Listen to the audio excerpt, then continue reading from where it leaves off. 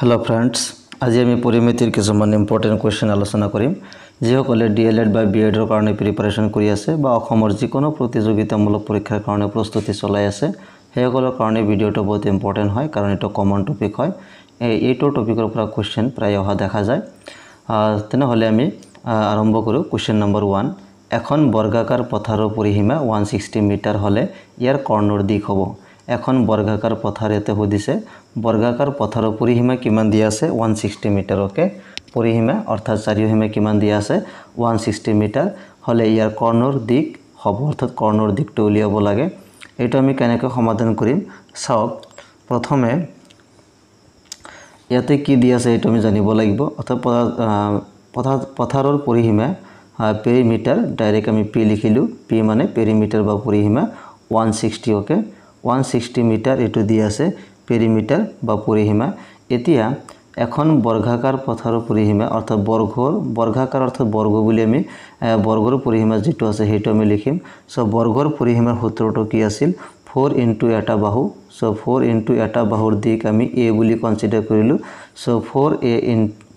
equal to 160 okay যেহেতু বৰ্গাকাৰ পথাৰৰ পৰিসীমা দিয়া আছে 160 আৰু বৰ্গৰ পৰিসীমাৰ সূত্ৰটো কি 4a গতিকে p ৰ ঠাইত আমি কি লিখিব পাৰো 4a ইকুয়াল টু 160 বা 4 ইনটু a মানে হৈছে এটা বাহুৰ দিক ওকে a মানে কি এটা বাহুৰ দিক এতিয়া ইয়াৰ পৰা আমি এৰ মানটো লিখিব পাৰো so a equal to 160 divided by 4 টো তলত আহিব সো 4 4 গুণ 16 ইয়াতে 0 আহিব এর মান কিমান পালো 40 ওকে এর মান কিমান পালো 40 এতিয়া কৰ্ণৰ দিক আমাৰ প্ৰশ্ন খুদিছে কৰ্ণৰ দিকটো উলিয়াব লাগে এইটো আমি বৰ্গৰ বাহুৰ দিক উলিয়াই লৈছো আৰু বাহুৰ দিক উলিওৱাৰ কাৰণ আছে কাৰণ যেতিয়া আমি কৰ্ণ উলিয়াম therefore কৰ্ণ ইকুয়াল টু সব বৰ্গৰ কৰ্ণৰ যেটো ফৰ্মুলা আছিল √2 ইনটু বাহু এটো হৈছে কৰ্ণৰ দিগৰ সূত্ৰ ওকে বৰ্গৰ কৰ্ণৰ দিগৰ সূত্ৰটো কি √2 ইনটু বাহু এটো ফৰ্মুলা আপোনালোকে মনত ৰাখিব লাগিব বৰ্গৰ ক্ষেত্ৰত কৰ্ণৰ দিগৰ যেটো সূত্ৰ সেই সূত্ৰটো হল √2 ইনটু বাহু এতে চাওক √2 ইনটু বাহু এই বাহুটোৰ কাৰণে আমি ইয়াৰ পৰা বাহুৰ মানটো উলিয়াব লাগিব কাৰণ প্ৰশ্নত ডাইৰেক্ট বাহুৰ মানটো দিয়া নাই বাহুৰ মান দিয়া নথকাৰ কাৰণে আমি এই পৰিসীমা যেটো দিয়া আছে তাৰে পৰা আমি বাহুৰ মানটো উলিয়াই লম তাৰ পিছত এই সূত্ৰটোত বহুৱাই দিম ওকে নিশ্চয় বুজি পাইছে সো √2 ঠাইত √2 বহাই দিলু ইনটু বাহুৰ মান কিমান দিয়া আছে 40 গতিকে ডাইৰেক্ট এটো আমি লিখিব পাৰো 40 √2 মিটাৰ ওকে সো অপশন চাওক অপশন বি টো কাৰেক্ট হ'ব 40 √2 মিটাৰ क्वेश्चन नम्बर 2 চাওক দুটা বৰ্গক্ষেত্ৰৰ কৰ্ণৰ অনুপাত 2:3 হিহতৰ ক্ষেত্ৰফল অনুপাত হৈছে क्वेश्चनটো বহুত ইম্পৰ্টেন্ট হয় ইয়াতে দুটা বৰ্গক্ষেত্ৰৰ কৰ্ণৰ অনুপাত দিয়া আছে ওকে সো কৰ্ণৰ অনুপাত কিমান দিয়া আছে 2:3 হিহতৰ ক্ষেত্ৰফল অনুপাত কিমান হ'ব আমি ইয়াতে দুটা বৰ্গক্ষেত্ৰ এটা বৰ্গক্ষেত্ৰ a বুলি কনসিডাৰ কৰিলো আৰু এটা বৰ্গক্ষেত্ৰ b বুলি কনসিডাৰ কৰিলো কাৰণ এতে দুটা বৰ্গক্ষেত্ৰৰ কথা হদিছে ওকে a বৰ্গক্ষেত্ৰ এটা আৰু এটা বৰ্গক্ষেত্ৰ b আৰু কৰ্ণৰ অনুপাত এতিয়া 2:3 মানে হল a ৰ মান কিমান হ'ব 2 হ'ব আৰু b ৰ মান কিমান হ'ব 3 হ'ব দুটা বৰ্গক্ষেত্ৰ কৰ্ণৰ অনুপাত যেহেতু দিয়া আছে 2:3 দুইটো হ'ব প্ৰথম বৰ্গৰ কৰ্ণৰ দিক আৰু 3 টো হ'ব দ্বিতীয় বৰ্গৰ কৰ্ণৰ দিক অৰ্থাৎ এৰ মান 2 আৰু b ৰ মান 3 আমি লিখিব পাৰো ওকে এতিয়া গতিকে বৰ্গৰ কৰ্ণৰ যেটো সূত্ৰ আছিল সূত্ৰটো আমি ইয়াতে লিখিম বৰ্গৰ কৰ্ণৰ সূত্ৰ অলপ আগত আলোচনা কৰিলো কৰ্ণ ইকুয়াল টু √2 ইনটু বাহু ওকে এটো আছিল বৰ্গৰ কৰ্ণৰ সূত্ৰ √2 ইনটু বাহু সো √2 ইনটু বাহু এতে বাহুৰ মানটো আমি উলিয়াব লাগিব ওকে ইয়াতে √2 ইনটু বাহু গতিকে এইটো কৰ্ণৰ যেটো অনুপাত দিছে কৰ্ণৰ দিক এটো আমি বাহু বুলি কনসিডাৰ কৰিব পাৰো সো বাহুৰ মান কিমান দিয়া আছে √2 সো 2 √2 এটো আমি পাই গলো ওকে সো কৰ্ণৰ কিমান পালো 2√2 তাৰ পিছত এটো হল আমাৰ এই ক্ষেত্ৰটোকে অৰ্থাৎ a বৰ্গক্ষেত্ৰটোৰ আমি বাহুৰ দিক এটো পালো আকৌ b ৰ ক্ষেত্ৰত আমি কি পাম √2 ইনটু বাহু ইয়াতে বাহুটো আমি 3 লব পাৰো সো ইয়াতে আহিব 3 √2 কে a বৰ্গক্ষেত্ৰৰ যেটো বাহু 2√2 আৰু b বৰ্গক্ষেত্ৰৰ বাহুটো 3√2 পালো এতিয়া আমাৰ কি কৈছে ক্ষেত্ৰফল অনুপাত উলিয়াব লাগে ক্ষেত্ৰফল বা কালি গতিকে ক্ষেত্ৰফল বা কালি a বৰ্গক্ষেত্ৰটোৰ কালি a1 বা a বুলি ক'ব পাৰো a মানে এৰিয়া বা এনেকৈ আমি লিখো এৰিয়া অৰ্থাৎ কালি বা ক্ষেত্ৰফল এৰিয়া a অৰ্থাৎ a বৰ্গক্ষেত্ৰৰ কালি সো বৰ্গক্ষেত্ৰৰ যে কালি বা ক্ষেত্ৰফলৰ সূত্ৰটো কি আছিল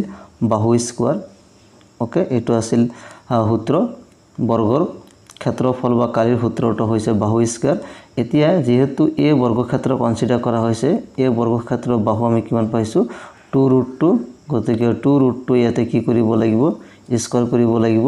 2 ৰ স্কয়াৰ কৰিলে কিমান হয় 4 আৰু √2 ৰ স্কয়াৰ কৰিলে কিমান হয় 2 4 2 গুণ কিমান হ'ব 8 ওকে গতিকে a বৰ্গক্ষেত্ৰৰ a বৰ্গৰ ক্ষেত্ৰফল বা কালি কিমান পাইছো 8 পালো এতিয়া এৰিয়া অফ b অৰ্থাৎ b বৰ্গক্ষেত্ৰৰ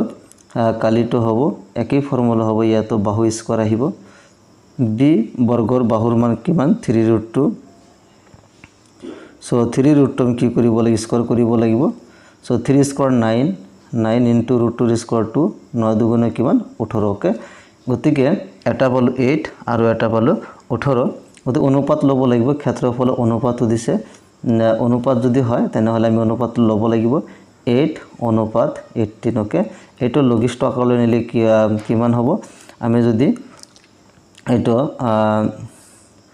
2 দি ভাগ কৰো এটা আহিব 4 ইয়াত আহিব 9 গতিকে ক্ষেত্ৰফল অনুপাত কিমান পালো 4:9 অপশন সি টো কাৰেক্ট হ'ব ওকে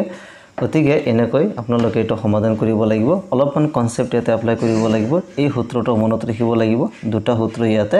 এপ্লাই হৈছে এতিয়া কোৱেশ্চন নম্বৰ 3 আমি আলোচনা কৰিম দুটা সদৃশ ত্ৰিভুজৰ বাহুৰ অনুপাত 4:9 হলে ত্ৰিভুজ দুটাৰ কালিৰ অনুপাত হ'ব ওকে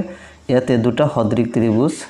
দুটা সদৃশ আমি জানো সদৃশ ত্ৰিভুজ কোনবিলাক হিয়তৰ অনুৰূপ কোনবিলাক যদি সমান হয় আৰু অনুৰূপ বাহুবিলাক যদি সমানুপাতত থাকে তাক সদৃশ ত্ৰিভুজ বুলি কোৱা হয় এতিয়া সদৃশ ত্ৰিভুজৰ বাহুৰ অনুপাত কিমান দি আছে 4:9 গতে হিয়তৰ কালিৰ অনুপাত কিমান হ'ব আমি জানো সদৃশ ত্ৰিভুজৰ কালিৰ অনুপাত হিয়তৰ অনুৰূপ বাহুৰ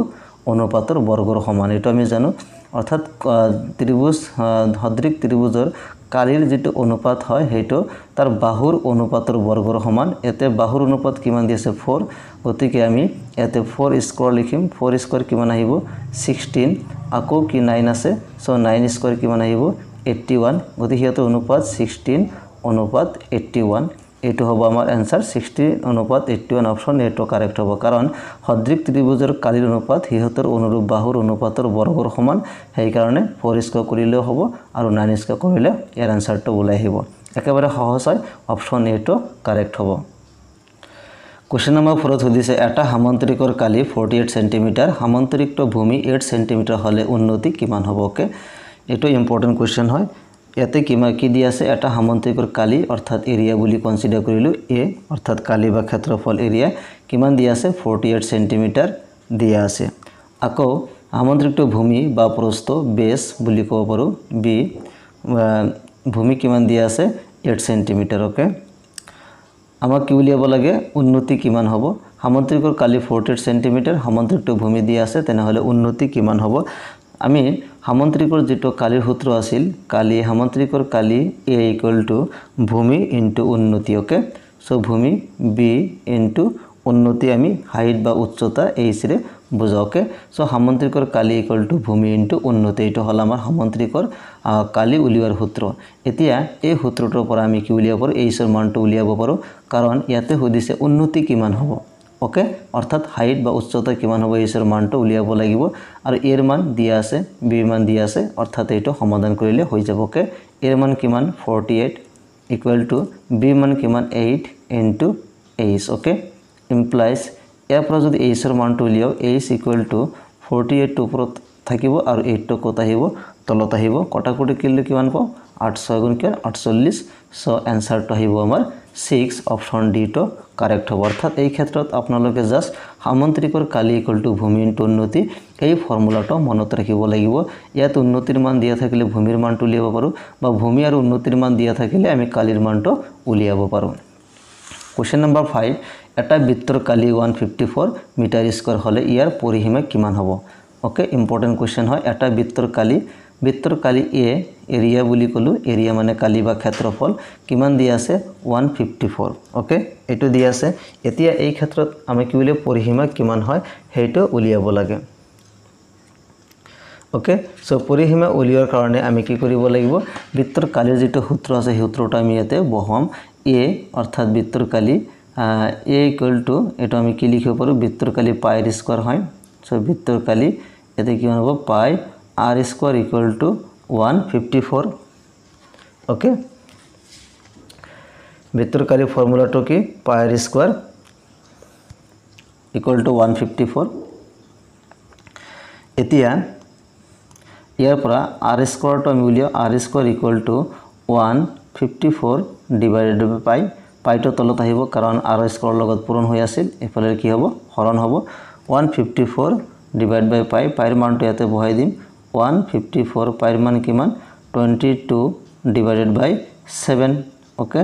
সো 154 ডিভাইড বাই 22 7 টো কোড যাব ওপৰত যাব ওকে 7 টো কোড যাব ওপৰত যাব 154 * 7 ডিভাইডেড বাই 22 এতিয়া এটো কটাকটি কৰিব লাগিব কটাকটি কৰিলে আমি পাও